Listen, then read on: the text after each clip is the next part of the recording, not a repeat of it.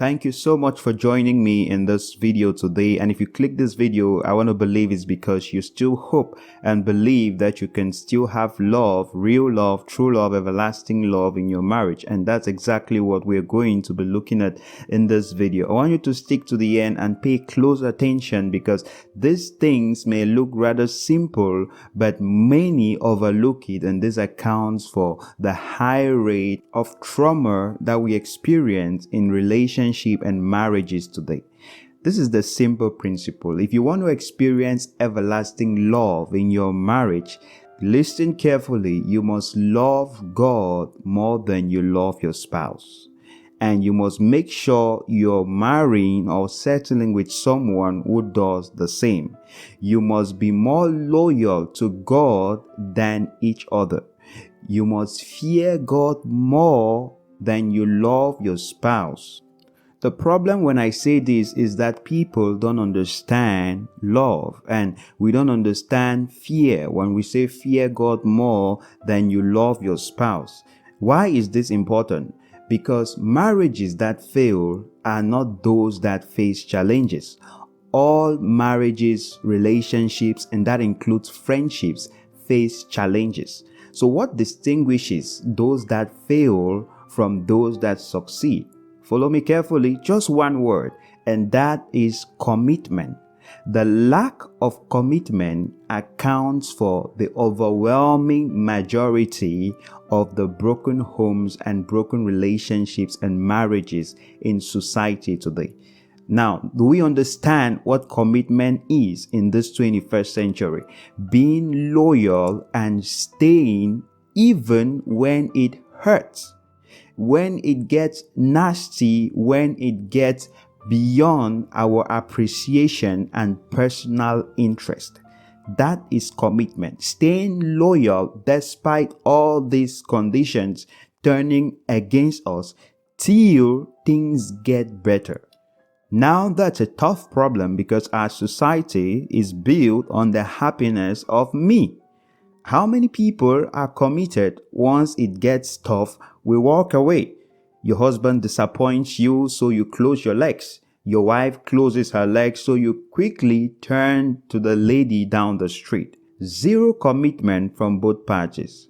I know now you're probably thinking, if only I knew that commitment wasn't that easy, I wouldn't be saying what I'm saying. But this is the catch. As long as it's your spouse in question, your level of commitment can never be past your personal interest and gain. Maybe I should repeat that slowly so that you can get it.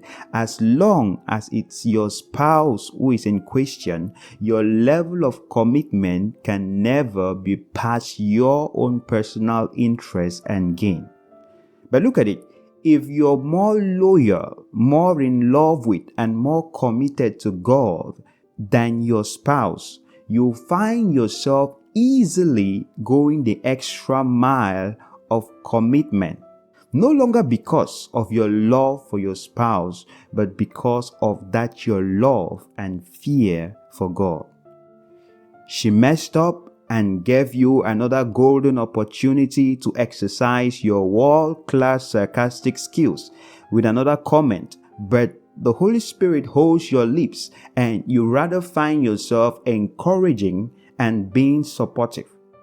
He still succeeds in forgetting what you've told him 1,000,000 times, and you feel he rightly deserves a 1-week attitude therapy served cold.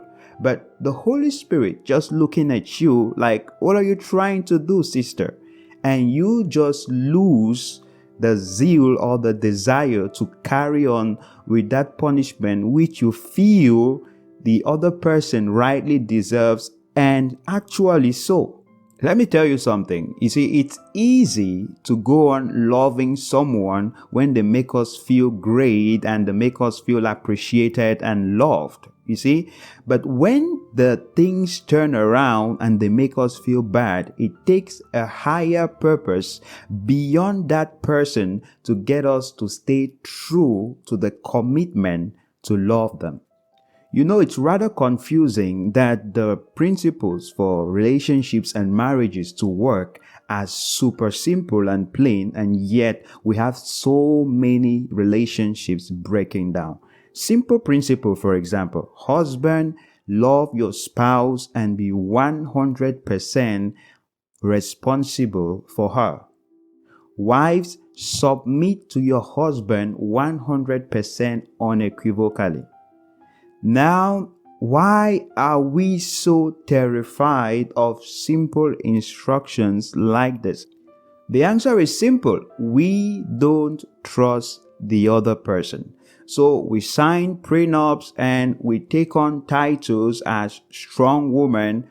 Why? Because I don't trust this person, because I know the knot ends at them. But if I knew that they are more committed to a higher purpose, a higher cause, a higher person than they are to me, then I can trust submitting my dreams and visions and goals to this person, because I know that they won't abuse of myself that I've submitted to them, not because they love me so much, not because they are perfect and have good self-control and character, no, but because of their fear for God, who is the higher person they are loyal to. Once you learn as couples to have your commitment first towards God and fully to Him first before each other, then you'll find it a lot easier to have tolerance, to be patient, to forgive, to go the extra mile, and to even put in the extra effort, even which you don't have to put, which you don't really need to put. It's in your right not to put, but because God is the one you're doing it for. I mean, this person doesn't deserve it, rightly so, but you still do it because you're doing it for God and not for them. I remember this one time I told my lady, don't take that path, follow this other direction to your destination. And then she insists on going the way she thinks is right. And then she gets stranded on the road and she has to call me to come pick her up. And then I'm in the middle of something interesting and I'm like, no, I'm not picking you up. You got yourself in this place. What's wrong? I told you, you're going to figure it out yourself. And then I can hear God's voice telling me, she may have disappointed you, but she's still my precious daughter. So would you get your butt off that chair and go pick her up? And so I'm going to pick her up, not necessarily because I'm so much attached or so much in love with her, but because of my fear and reverence for that higher authority. Did she submit to the instructions? No. Did she respect the wiser wisdom? No. Did I have the right to say, okay, I told you so? You can say that, but I didn't enjoy, in quotes, what was rightfully mine, because it wasn't no longer about myself or about her, but about God. If a young man can trust that this lady is first and foremost fully committed and loyal to God before him, then he can be free to open up about his finances and the other parts of his life, because he knows that she will be loyal and honest and truthful, not because she's a good person necessarily, but because of the authority she's first under. So I don't know if you're understanding this, but it takes commitment to have everlasting love in your relationship. It takes commitment to outlast the guaranteed difficult and bitter moments of a relationship and enjoy all the bliss and beauty it has to offer. I hope you listen to this with your spouse, your partner, because it will take the commitment from both of you to fix things. However, time and again, we've witnessed situations where one committed spouse turns things around as their commitment inspires the other lagging person back on board. So you can't excuse your lack of commitment by your spouses. You have to initiate things. The world-renowned marriage counselors, Drs. Cloud and Townsend, in their book Boundaries in Marriage, which I strongly recommend you read, you and your spouse, use a metaphor that a relationship must often go through some deep surgery to get better. Think of surgery without commitment. What if the patient decides in the middle of a heart bypass to get off the table? They would die before the operation that could have saved their life is finished. This is sadly true for the overwhelming majority of broken homes and marriages in our society today. People leaving too soon before the operation is complete. Why? Lack of commitment. Why? Because they were trying to give the commitment out of their own power and out of their spouse's worthiness to receive that commitment. And I tell you, many times in our lives, we are not worthy to receive things. And so if people have to give us things, then it will no longer be because of us, but because of God.